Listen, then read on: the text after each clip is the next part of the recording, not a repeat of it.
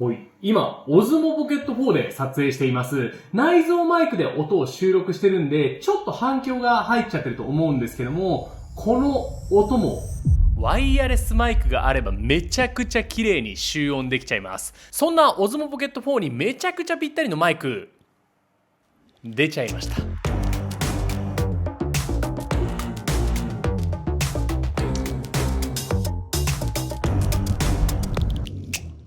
どうも、ケイスケです。皆さんマイクは使っておりますでしょうか？今はね、もうカメラをオズモポケット4から一眼カメラに変えて撮影しているんですけども、普段僕は一眼カメラで撮影する時も、このお家で撮影する時はこういうね、ワイヤレスマイク使っています。なんでかっていうとシンプルに音がいいからですよね。さっきも言った通り、このお家めっちゃ反響するんですよ。僕のお家天井高くてメゾネットのタイプなんですよね。そうすると玄関からこの天井まで、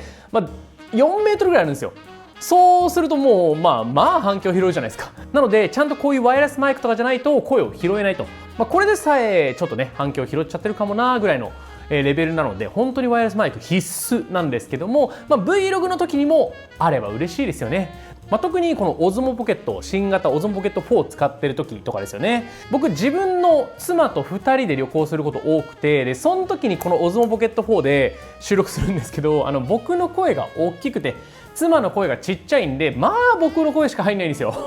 これ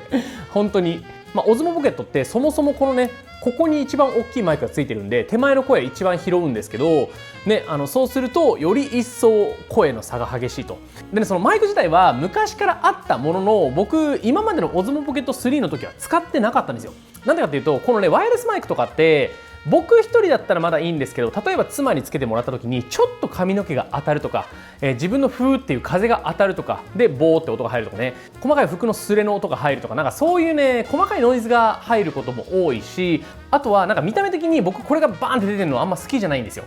その辺の理由もあって、あんまり外ではオズモポケット3と一緒にワイヤレスマイク使ってなかったんですけども、今回のオズモポケット4からバックアップ機能っていうのがついたんですよね。要はこのワイヤレスマイク使いながらでもこのカメラ本体の音も記録しておけると。なので基本はワイヤレスマイクの音を拾って、自分たちの声をちゃんと拾って、で万が一そういうノイズとかが入ってた時だけこのオズモポケット4本体の音を使うということができるようになりました。これはさ、ワイヤレスマイク使うしかないじゃん。ってことで、ようやく僕の中では Vlog でワイヤレスマイクっていうのが解禁されまして、でしかも今回このオズモポケット4にぴったりなワイヤレスマイク、今つけてる DJI マイクミニ2出ました。でね、これすごいのよ、何がすごいかって、まず値段なんだけど、そもそもオズモポケット4を使いたいと思って1個のトランスミッター買おうとしたら、公式の値段が4840円、5000円以下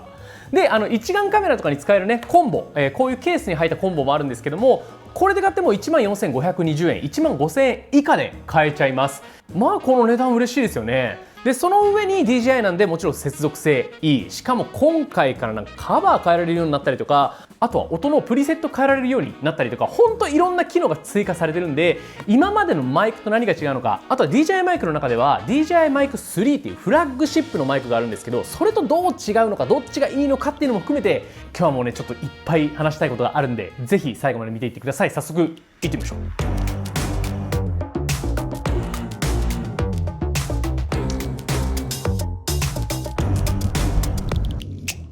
はい、ということで今回ご紹介するのはこちら、今僕が使っている DJI マイクミニ2ですね。 DJI から出てるこういうワイヤレスマイクっていうのは大きく大別して、DJI マイク、DJI マイクミニっていうのがあります。で DJI マイクっていうのは今新しく出てるのが DJI マイク3ってやつで、要は機能が多いバージョンですね。に対してこのミニシリーズっていうのはある程度値段を抑えて、機能を抑えてっていう感じのモデルなんですけども、気軽に使う分には全然ミニでも十分な性能機能をしています。本当に後でねこの DJI マイク3僕も持ってるんで、 DJI マイク3とどこが違うのっていう話もしていくんですけども、大半の人は全然ミニで余裕です。で簡単に DJI マイクミニ2のスペックをご紹介しておくと、ワイヤレスマイクですね。こういう胸につけるタイプのワイヤレスマイクになるんですけども、重さとしてはこっちの送信機ですね。後ろのクリップとかも外した状態で約 11g という形になっています。若干 DJI Mic 3より軽いですね。でノイズキャンセリング機能も2段階でついているので、ノイズのうるさい環境でもノイズキャンセリングしながらオンにできます。で伝送範囲に関してはこの一眼であれば 400m ぐらいまでいけます。であとねスマートフォン用のレシーバーっていうのもね実はあったりするんですけども、こっちも 300m ぐらいいくので十分でしょう。そんな3、400m 離れて音取るってこともめったにないとは思います。でバッテリーの駆動時間は送信機の方は 11.5 時間、受信機の方は 10.5 時間で、充電ケース合わせて合計48時間持ちます。十分ですね。半日ぐらいはずっとつけっぱでも充電が切れません。で充電ケースは完全に電池が切れた状態から2時間程度でフルマックスまで充電ができます。でこっちの送信機の方、このケースに入れた状態で USB-C のケーブルをつなぐと充電できるんですけども、その状態であれば1時間10分でマックスまで充電ができますという形になっております。結構電池持ちがいいの嬉しいですよね。こういうワイヤレスマイク系ってなんか前のだと 4,5 時間とかそのぐらいしか持たなかったイメージだったんですけども、いつの間にかめちゃめちゃ電池持ち長くなって10時間ぐらい持つようになったんですね。気づかなかった。でもともと DJI Mic Mini 2には名前に2って入ってるので DJI Mic Mini 初代があるんですよね。そこと何が変わったかっていうと大きく3つあります。まず1つは音色のプリセット。今これはレギュラーっていう音で撮ってるんですけども、音色のプリセットっていうのを変えてあげるとレギュラーの他にブライトっていう音色とリッチっていう音色があります。ブライトっていうのはどっちかっていうと、高音が強調されたような音質で、リッチっていうのは比較的低音が強調されたような音質になります。はい、今、3つの音色プリセット試してみたくて Osmo Pocket 4で撮っております。で、これねスマートフォンのアプリからとかも変更できるんですけども Osmo Pocket 4であれば画面からねこの音色プリセットを変更することができるので、撮影しながらはさすがに変更はできないんですけども、撮影を止めれば比較的簡単にね変更することができます。で今はレギュラーの音質で撮影しています。これが一番ノーマルですね。で今回の音色プリセットはレギュラー以外にリッチとブライトという2種類があって、リッチが低音よりブライトが高音よりというふうになっています。で試しにちょっとリッチの音質にしてみましょう。はい、今リッチで撮影しております。レギュラーに対してちょっとだけ低音成分足されてるんじゃないかなと思います。僕は結構声を Vlog とかで撮るときはどっちかっていうとブライトとか高音成分が欲しいなと思ってるんですけども、リッチは例えば効果音、足音とかそういうのを収録するときに使ってみたいなと思ってます。なんかよりね低音成分あった方がやっぱインパクトのある音になるので、そういう風に使ってみたいなと思っています。で今はねリッチで収録してるんですけども、ではブライトに変えてみるとどうなるのか、また変えてみましょう。はい、ブライトに変えてみました。今ブライトに変えてみてやっぱりリッチよりも高音成分が足されてるんじゃないかなと思います。僕はアクティブトラック有効になった。今のパーになったんですね。はい、ブライトの方が僕としては BGM とあんまり被らないので結構声の抜けが良くて使いたいなと思っております。皆さんはどの音色が好きかぜひコメントとかでもくれると嬉しいなと思います。で僕の場合はちょっと高音の抜け感がいい方が好きだったりするのでブライトの方が好きかなとは思います。割とねこういうワイヤレスマイク系って低音こもりがちなんでブライトの方が使い勝手いいんじゃないかなっていうふうに僕は思ってます。で2つ目が混在接続っていうのに対応してます。でこれ何かっていうと DJI Mic Mini 初代を持ってた人が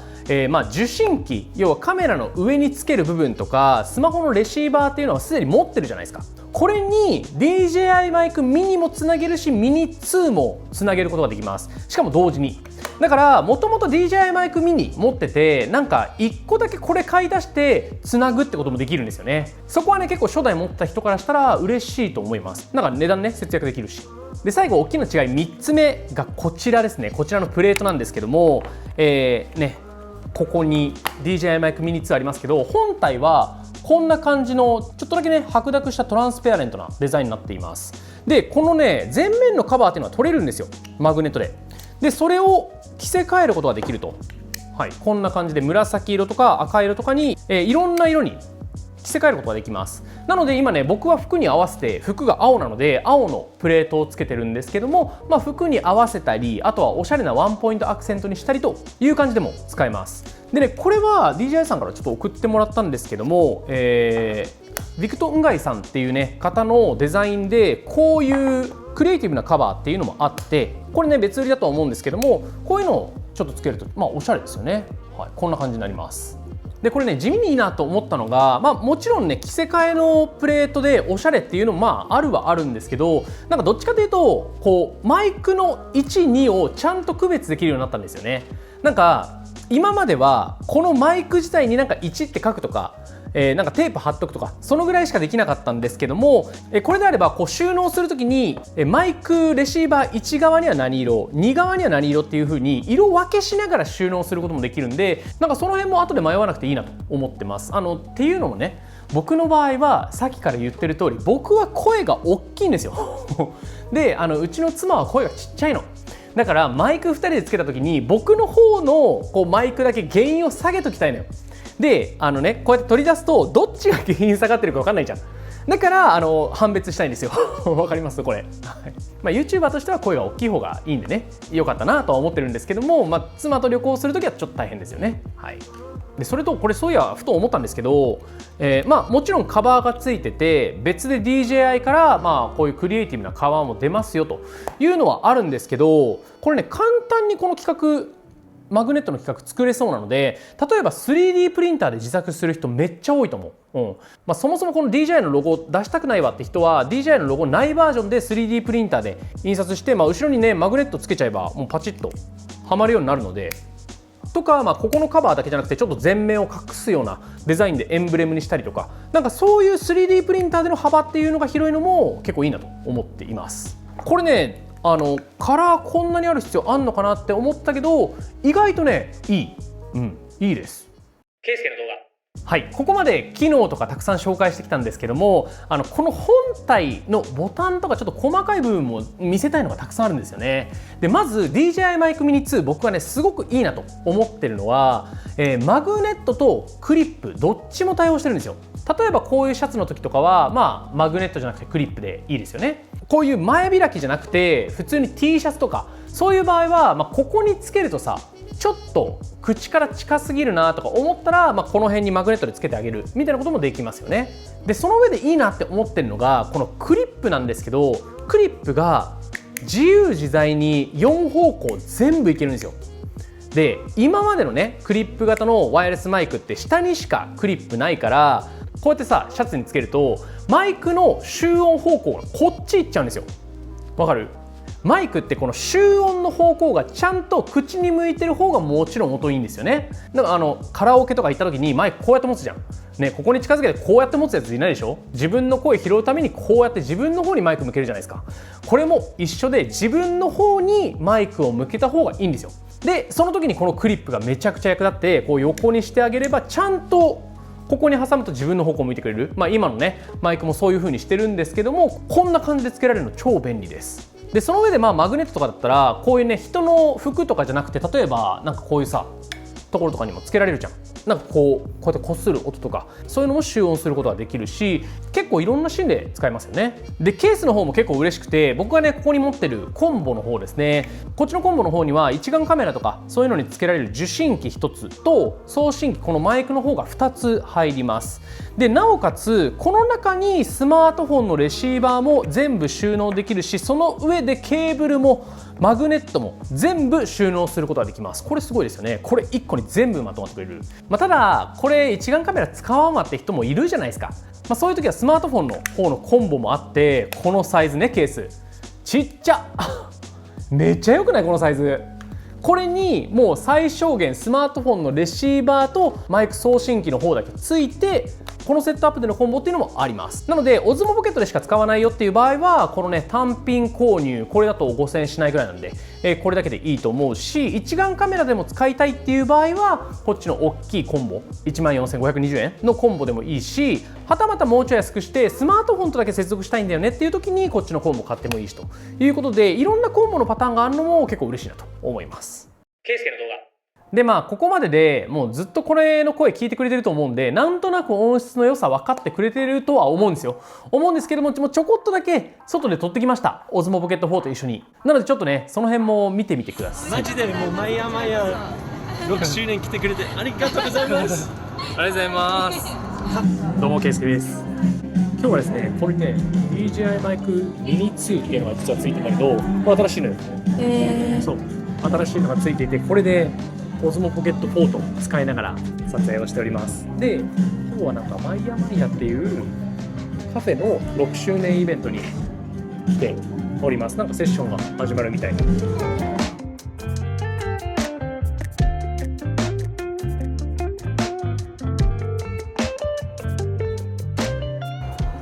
はい、どうでしたか？いや、すごいね、心地よい音楽でした。温かい音楽でしたね。うん。クッキー食べちゃっていい？絶対一緒に食べた方がよくない？ 2枚入ってるよ。我慢しようよ。あ、私？ありがとうございます。かわいい。イエーイラブリーラブリー。常連になったんです。そうなんだ。そういうことあるんだ。ねあるか。まああるよね。あるか。いいね。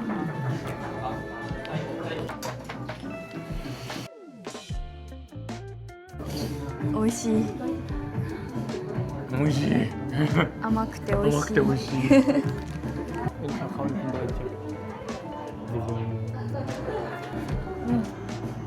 おいしい。うん。美味しいよね。これがね、めちゃくちゃ美味しかった。クッキーですか？クッキー美味しい。アンザッククッキーだって。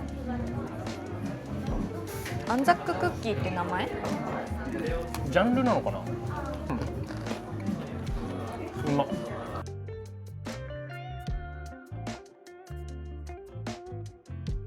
はい、いかがでしょうか。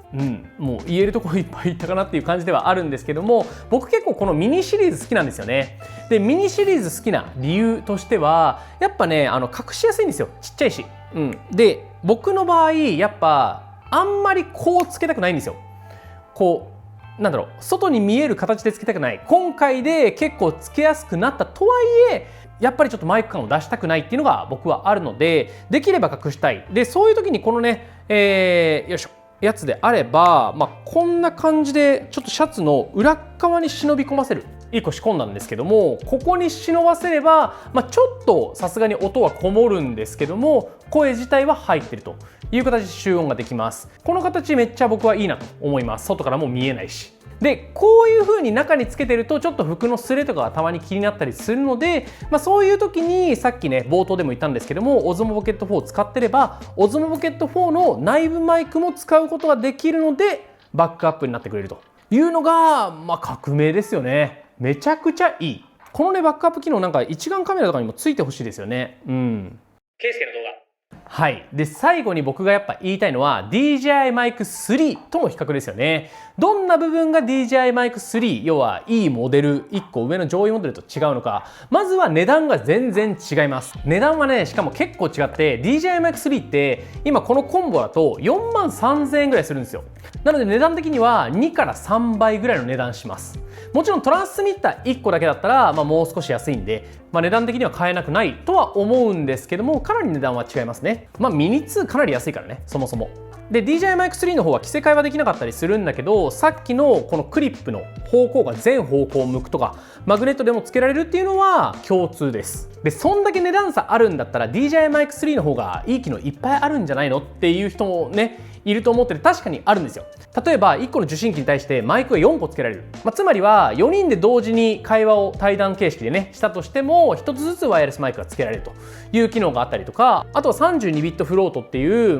音割れしない形式っていうのも収録することができる。で、本体自体にレコーディング機能っていうのがついてるんで、他に例えば一眼カメラとかオズモポケット4とかそういうのと接続してなくても、そもそもマイク自体で収録ができる。あと受信機の方にディスプレイがついてるんで、例えばノイズキャンセリングのオンオフとか、さっきの声のブライト、レギュラー、リッチ、この3種類の切り替えとかもその受信機自体でできるんですよね。で、DJI Mic Mini 2っていうのはそこはスマートフォンとつないで、スマートフォンのアプリから操作するような形になります。で、あとはタイムコードが記録できたりとかっていう感じですね。なので確かに機能で言うとマイク3モリモリなんですよ。モリモリなんですけども、ほとんどの人がそのマイク自体で収録するかって言われるとしないかもなみたいな。で、32ビットフロートで音割れしないような形式で撮れる。嬉しいけどそんなしょっちゅう使わない。僕はほぼ使ったことないし、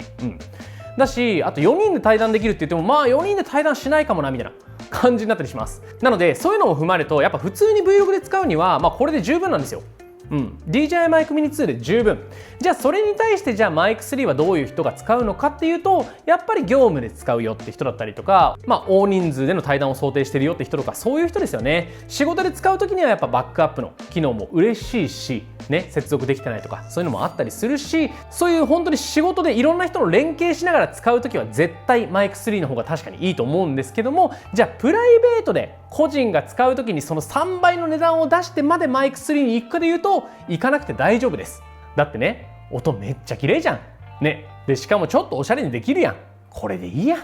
ケイスケの動画。はい、ということで今回は DJI マイクミニ2のご紹介でございました。結構このケース自体もちっちゃいし持ち運びやすいっていうのも嬉しいし、あとね、さっきご紹介した中に全部入ってくれるんですよね。なんか他のマイクとかだとこれだけ入んないとかいうの結構あったりするんですけども、そういうのなく全部いっぺんに持っていくことができるんで、旅行とかにも持っていきやすいということもあって、僕はかなり気に入っております。本当に冒頭でも言ったんですけども、Osmo Pocket 4との相性ぴったりだし、それに加えて今使ってるみたいな一眼カメラとの相性もいいと思いますので、ぜひ気になる方は概要欄からチェックしてみてくれると嬉しいなと思います。ということで今回の動画はこの辺にしたいと思います。今回の動画がいいと思ってくれた方は高評価ボタン、チャンネル登録もぜひよろしくお願いします。それではまた次の動画でお会いしましょう。バイバイ。